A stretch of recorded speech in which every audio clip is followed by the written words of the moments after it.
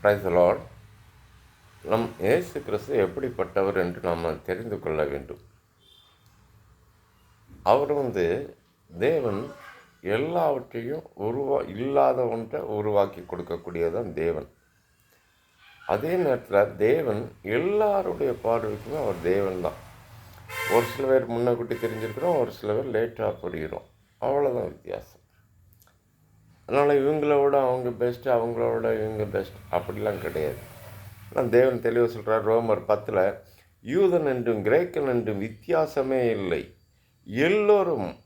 எல்லோருக்கும் கர்த்தரானவர் தம்மை தொழுது கொள்கிற யாவருக்கும் ஐஸ்வரம் சம்பரனாக இருக்கிறார். ஆமென். கேளுங்கள் கொடுக்கப்படும். நம்ம கேட்காதனாலே பெற்றுக்கொள்ளாமல் இருக்கிறோம். கேட்டவர்கள் ஒவ்வொருவரும் கிறிஸ்துவின் நாமத்தினால் இன்றே இப்பொழுதே பெற்றுக்கொள்வீர்கள். ஏன்னா அவர் நீங்கள் எதை கேட்டுமே அது தர முடியாதுன்னு சொல்லக்கூடிய அளவில் இல்லை. எதை கேட்டாலும் கொடுக்கக்கூடியவர். அவர் எல்லாவற்றுக்கும் கொடுக்கக்கூடிய ஐஸ்வர்ய சம்பரனாக இருக்கிறார். அல்ல குறையாது அவருடைய ஆசீர்வாதங்கள். அதனால் இந்த தேவனுக்குள்ள நம்ம வரும் பொழுது நம்மளுடைய பழைய பாதைகளை கொஞ்சம் திரும்பி பார்க்குறது எதுக்காகனா, நாம் ஒரு காலகட்டத்தில் இப்படி தான் இருந்திருப்போம். ஆனால் தேவனாலே நாம் முன்குறிக்கப்பட்டதுனாலே, விசேஷமான ஒரு அழைப்பதுனாலே, அவருடைய முன்குறித்ததுனாலே நாம் தேவனை கொஞ்சம் அட்வான்ஸாக தெரிஞ்சிருப்போம். அவ்வளோதான் வித்தியாசம். ரோமர் 3:19 தேவனை குறித்து அறியப்படுவது அவர்களுக்குள்ளே வெளிப்படுத்தப்பட்டிருக்கிறது, தேவனே அதை அவர்களுக்கு வெளிப்படுத்தியிருக்கிறார். இன்றைக்கி தேவனை குறித்து அறியப்படக்கூடியது, இன்றைக்கி நிறைய பேர் கிறிஸ்துக்குள்ளே வந்திருந்தாலும் கூட, புற ஜாதிகள் கிறிஸ்துக்குள்ளே வந்திருந்தாலும் கூட, அவங்க தேவனை அவங்களா அறிந்து தான் வந்திருக்க முடியுமே தவிர, மற்ற காரணங்கள் இருந்தாலும் கூட, முக்கியமான காரணங்கள் தேவனே அதை அவர்களுக்கு வெளிப்படுத்தியிருக்கிறார், எந்த ஒரு மனிதர்களும் அல்ல. ஆனால் தேவனை பற்றி எப்படிப்பட்டவர், அவர் எப்படிலாம் இருக்கக்கூடியவர் என்று நாம் கொஞ்சம் சொல்ல வேண்டியிருக்கிறது நம்மளுடைய கட்டாயம். அதாவது தேவனுக்குள் தேவனாலே அறியப்பட்டு இந்த முன்குறிக்கப்பட்ட ஒவ்வொரு நபர்களுமே, ஒவ்வொரு ஆத்மாக்களுமே நாம் இன்னொரு ஆத்மாக்களாக ஆதாயப்படுத்த வேண்டும். இதைத்தான் தேவன் தெளிவாக சொல்கிறார். காரணம் 3:2-5 இதை நல்லா பார்த்தீங்கன்னா தெரியும். சிலர் விசுவாசியாமல் போனால் என்ன, அவருடைய அவிசுவாசம் தேவனுடைய உண்மையை அவமாக்குமோ? நம்ம சொல்லக்கூடிய கிறிஸ்துவை பற்றி சொல்லக்கூடிய ஒவ்வொரு விஷயங்களுமே, சிலர் விசுவாசித்தா என்ன, விசுவாசிக்கட்டா என்ன, அவங்க விசுவாசிக்கலாம் பரலோகம் பொத்துண்டு கீழே விழுந்துட போகுது, அப்படி இல்லை. தேவனுடைய உண்மையே. இது தெளிவான ஒன்று. ரோமர் 1:29 இல்லையா, 1:29 பாருங்கள். அவர்கள் சகலவித அநியாயத்தினாலும் வேசித்தனத்தினாலும் துரோகத்தினாலும் பொருளாசையினாலும் குரோதத்தினாலும் நிறையப்பட்டு, பொறாமையினாலும் கொலையினாலும் வாக்குவாதத்தினாலும் வஞ்சத்தினாலும் வன்மத்தினாலும் நிறைந்தவர்களுமாய், புறங்கூறுகிறவர்களுமாய், அவதூறு பண்ணுகிறவர்களுமாய், தேவ பகையினருமாய், துராயுதம் பண்ணுகிறவர்களுமாய், அகந்த உள்ளவர்களுமாய், வீம்புக்காரருமாய், பொல்லாதவைகளை யோசித்து பிணைக்கிறவர்களுமாய், பெற்றோருக்கு கீழ்ப்படியாதவர்களுமாய், உணர்வில்லாதவர்களுமாய், உடன்படிக்கைகளை மீறுகிறவர்களாயும், சுபாவ அன்பு இல்லாதவர்களுமாய், இணங்காதவர்களுமாம் இரக்கம் இல்லாதவருமாய் இருக்கிறார்கள். நாம் இந்த ட்ராக்லாம் டச் பண்ணி வந்திருப்போம். இதில் நியாய பிரமாணத்தின் பிரகாரம் இது குற்றம். ஏன்னா தேவனிடத்திலே இந்த நியாய பிரமாணங்கிறது 3 வகையில் செயல்படுகிறது. ரோமர் 2:11 தேவனிடத்தில் பாதம் இல்லை. எவர்கள் நியாய பிரமாணம் இல்லாமல் பாவம் செய்கிறார்களோ அவர்கள் நியாய பிரமாணம் இல்லாமல் கெட்டு போவார்கள். எவர்கள் நியாய பிரமாணத்துக்கு உட்பட்டவர்களாக பாவம் செய்கிறார்களோ அவர்கள் நியாய பிரமாணத்தினாலே ஆக்கினை தீர்ப்படைவார்கள். நியாய பிரமாணத்தை கேட்கிறவர்கள் தேவனுக்கு முன்பாக நீதிமான்கள் அல்ல.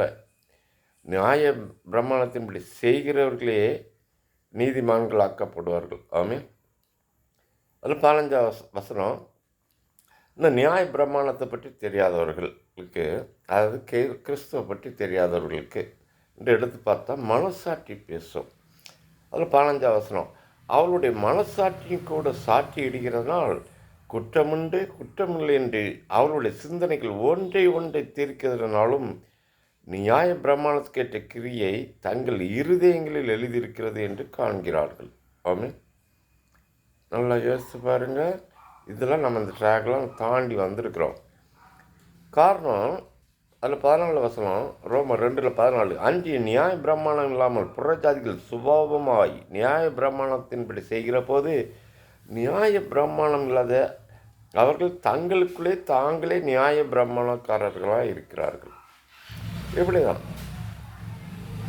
அதனால் யாருமே இந்த உலகத்தில் ஒன்று நியாய பிரமாணத்தின்படி வாழணும், அப்படி இல்லை கிருபையின்படி வாழணும். நியாய பிரமாணத்தின்படி ஒருவருமே வாழ முடியாது என்பதற்காக தான் நமக்கு கிறிஸ்துவின் மூலமாக கிருபை கிடைத்திருக்கிறது. அந்த கிருபையை அறியாதவர்கள் கூட மனசாட்சியின் பிரகாரம் வாழ்வார்கள். இந்த மனசாட்சி இல்லாமல் ஒருத்தருமே இல்லை. காரணம், தேவன் தெளிவாக சொல்கிறார்.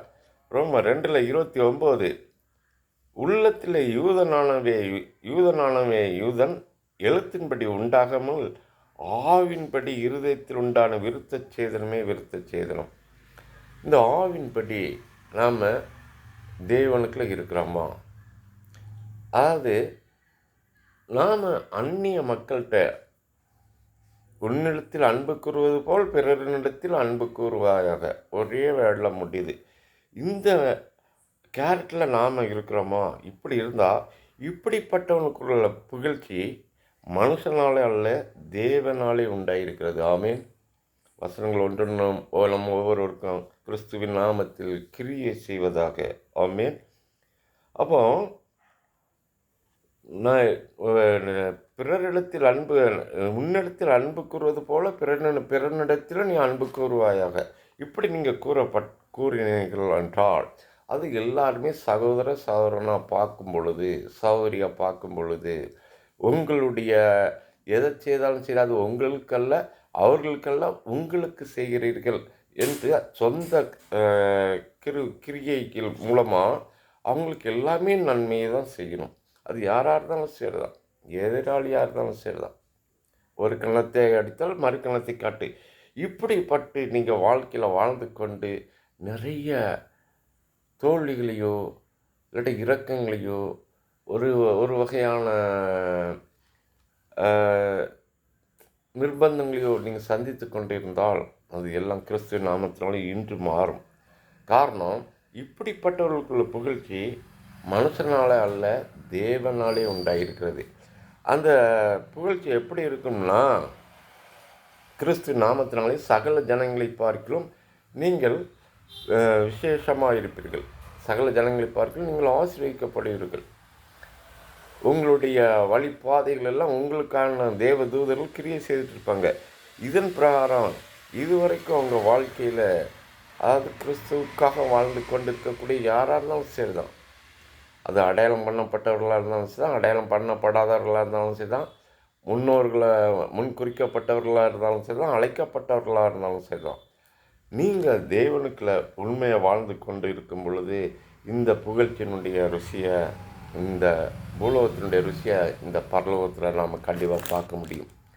அது சகல ஜனங்களை பார்க்கலும் நீ ஆசீர்வாதமாக இருப்பார். ஆமென். இந்த வசனத்தின் பிரகாரமாக ரோமர் 2:11-15 வரைக்கும் பாருங்கள். அதை இப்போ நம்ம பார்த்தோம். 2:28-29 அல்லையா? அதில் 3:20-24 வரைக்கும் பாருங்கள். 3:20-24 வரைக்கும் இப்படி இருக்க பாவத்தை அறிகிற அறிவு நியாய பிரமாணத்தினால் வருகிறபடியால் எந்த மனுஷனும் நியாய பிரமாணத்தின் கிரியினாலே தேவனுக்கு முன்பாக நீதிமானாக்கப்படுவதில்லை. இப்படி இருக்க நியாய பிரமாணம் இல்லாமல் தேவ நீதி வெளியாக்கப்பட்டிருக்கிறது. அதை குறித்து நியாய பிரமாணமும் தீர்க்க தரிசனமும் சாட்சி அடிக்கிறது. அது இயேசு கிறிஸ்துவை பற்றும் விசுவாசத்தினால் பலிக்கும் தேவ நீதி.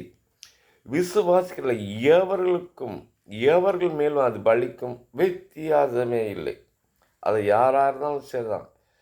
இப்போ நம்ம மேலே சொன்ன விளக்கத்தினுடைய இதை கொடுக்கப்பட்டிருக்கு வசனங்கள் 3:20 24 வரைக்கும் பாருங்கள். நாம் ஏன் இந்த பாவத்துக்கெல்லாம் இதெல்லாம் சிக்கி தவிக்கி வந்திருக்கோன்னா ஒரு பெரிய கிருபையை பெற்றுக்கொள்வதற்காகவே.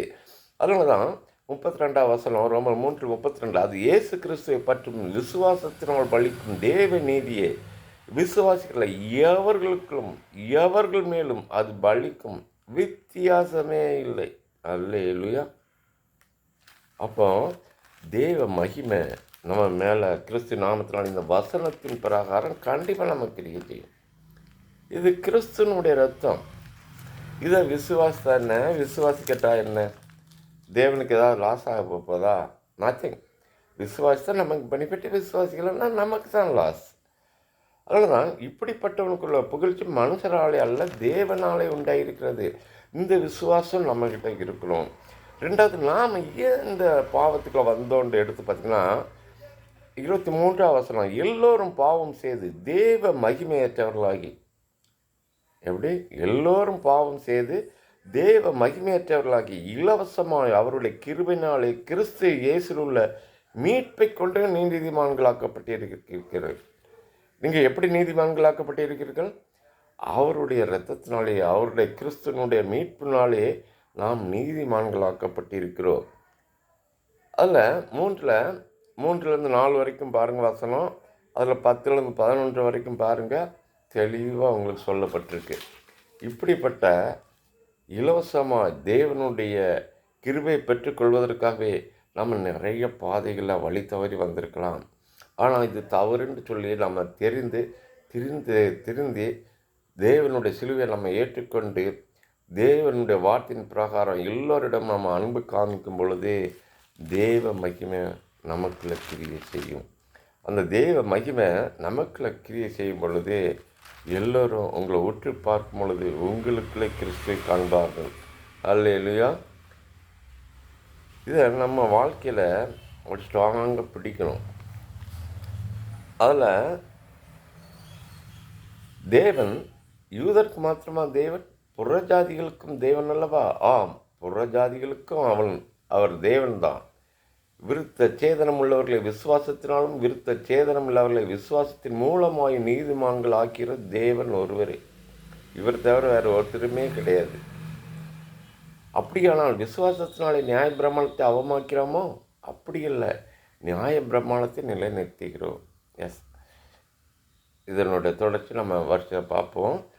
அப்போ இந்த உங்களுடைய விசுவாசமே கிறிஸ்துவை போலவே வாழ வைத்து எல்லாரிடமும் அன்பு காமித்து பொறுமை எல்லாத்தையுமே உங்களுக்கு கற்றுக் கொடுத்து எல்லாமே எவ்வளோ பெரிய இழப்பு இருந்தாலும் அவனுக்கு பெருசாக இழப்பாக தெரியாது, எவ்வளோ பெரிய மகிழ்ச்சி தான் அவனுக்கு பெருசாக மகிழ்ச்சியாக தெரியாது, எல்லாமே ஒன்றா தான் இருக்கும். ஏன்னா அவங்க கர்த்தருக்குள் சந்தோஷமாக இருங்கள், எப்பொழுதும் சந்தோஷமாக இருங்கள். இந்த வசனம் நமக்கு அப்படியே கிரியை செய்யும். ஹல்லேலூயா. கிறிஸ்து நாமத்தினாலே வருகிற நல்ல பிதாவே, நாங்கள் எல்லோரும் பாவம் செய்து தெய்வ மகிமையற்றவர்களாக இருந்தாலும் கூட உமது இயேசு கிறிஸ்துவனுடைய இரத்தத்தினாலே அவருடைய கிருபையினாலே நாங்கள் மீட்கப்பட்டு நீதிமான்களாக்கப்பட்டிருக்கிறோம். ஆனபடினாலே ரோமர் 2:29 பிரகாரமாக இப்படிப்பட்டவனுக்குள்ள புகழ்ச்சி மனுஷனாலே அல்ல தேவனாலே உண்டாயிருக்கிறது என்று சொன்னீரே. வசனங்கள் கிரியை செய்வதாக. Praise the Lord. ஆமென்.